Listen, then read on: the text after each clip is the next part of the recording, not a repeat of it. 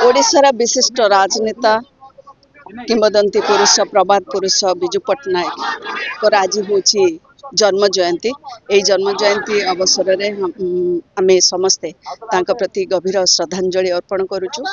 किंतु दुख लगुच जी ओडिशा आधुनिक ओडिशार अन्यतम बिंधाणी थिले, जी ओडिशार ऐतिह्य ओडिशार गारिमा ओडिशा को जातीय एवं अंतर्जातीय स्तर में परिचय नुआ परिचय देते से भली लोकर जन्म दिवस को जितेबले पूर्व सरकार पंचायत राज दिवस रूपे सेलिब्रेट करते वर्तमान सरकार आसु आसु ताकू बंद करछंती। अत्यंत लज्जाजनक कथा, हीन राजनीति करुछंती। कारण पंचायत दिवस से जो कहते जे 24 तारिख रे हबो, मुझे कही रखा चाहूँगी जे ओडिशा रे प्रथम थर पर पंचायत राज को जो व्यवस्था लागू करने बिल आसीथिला। परवर्ती पर्यायर सेंटर रे अमेंडमेंट होता, आपन जानते 73rd अमेंडमेंट होगी पंचायत राज दिवस केमती इम्प्लीमेंट हम से कथा करा जायथिला। आ से पूर्व सरकार तांकरी जन्म दिवस जितेबाला सी मुख्यमंत्री थिले से बिल आसीथिला, तेणु तांकरी समय को मने रखिबापई तांको जन्म जयंती को पंचायत राज दिवस रूपे सेलिब्रेट कराइथिला। कारण पंचायत राज दिवस रे सी पंचायत राज व्यवस्था को आहुरी सुदृढ़ करने महिला मानक से रिप्रेजेंटेशन देवाई 33% रिजर्वेशन आनी ग्राम जो पंचायत गुड़िकर शिल्प समृद्ध करने व्यवस्था करते सेतेबेले सी जो कलिंग कुटीर योजना आरंभ करथिले, जो थे कि गरीब लोक दारिद्र्य दूरीकरण केमिति हम, गरीब लोकटे मुंड गुंजापी राह केमिति पाइब से व्यवस्था से करथिले। तेणु जो लोक और एते अवदान रही आधुनिक ओडिशा गठन करिबारे, ओडिशा को समृद्ध करिबारे, शिक्षा कहतु शिल्प कहतु सबु क्षेत्र में ओडिशार एक नुआ परिचय सृष्टि करिबारे से भलिया लोकर जन्म दिवस को जितेबाला पंचायत राज दिवस रूपे सारा राज्य सेलिब्रेट करथिला। ओडिया अस्मिता को जो माने मुंड धरिकी चली जी भल पाउछ समस्ते जितेबाला तांको पूजा करथिले आ तांको एही दिनटी को सेलिब्रेट करथिले, ताकू ई सरकार आसु आसु हीन मानसिकता नहीं कि ताकू बंद कर दैछंती।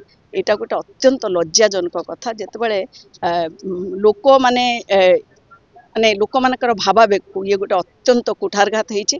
ओडिशार लोक यार जवाब निश्चित भाव कैलेंडर रे थिला, सरकारी कैलेंडर रे पंचायत राज दिवस बोली एथर छुट्टी थिला, ता परे भी हठात कि गोटे राति पूर्व बंद कर दबाटा कोन हठात कि देखंतु नीच मानसिकता जो असहिष्णुता गोटे पूज्य पूज्य विश्वास न करथिबा गोटे राजनीतिक दल ठारू कोन आशा करा जाय पारे जे आसु आसु एका जो आमर जेकोसी ना को बदलैबा रंग बदलैबा एवं सबुठारु बड़ माने लज्जाजनक कथा होची विजु पट्टनायक भलिया लोक जी के आधुनिक ओडिशार निर्माता थिले, जियाकू नहीं कि आमे गर्व करती, जी ओडिशार एक नुआ परिचय सृष्टि करथिले। शिक्षा कहतु शिल्प कहतु सबु क्षेत्र में जदि अर्थनैतिक स्वतंत्रता क्षेत्र कथा कह जाओ से ओडिशार एक स्वतंत्र परिचय सृष्टि करथिले। जातीय स्तर और अंतर्जातीय स्तर में अर्ध शताब्दी धरी जातीय एवं अंतर्जातीय माने जो ओडिशा सबु क्षेत्र में से तांकर गोटे माने सुदृढ़ करथिले राज्य माने सब क्षेत्र प्रभावित करके रखिथिले तांको नेतृत्व। से भलिया जने लोकंकर जो जन्म दिवस को जेतबेले से सेलिब्रेट होउथला पंचायत दिवस रूपे ताकू आसी बंद करछन। एटा गोटे हीन मानसिकता तांकर। से जानिचंती जे पंचायत जो व्यवस्था ओडिशा रे लागू करबा पई देश रे जेबे हेतिला ता पूर्वरु अमेंडमेंट पूर्वरु ओडिशा रे बिल आस्तिला एवं ओडिशा रे 33% रिजर्वेशन मध्य से आनिथिले महिला मानक पई पंचायत राज व्यवस्था को आहुरी सुदृढ़ करबा पई, पंचायत रे शिल्प समृद्ध करबा पई से व्यवस्था मध्य करथिले। ता सहित से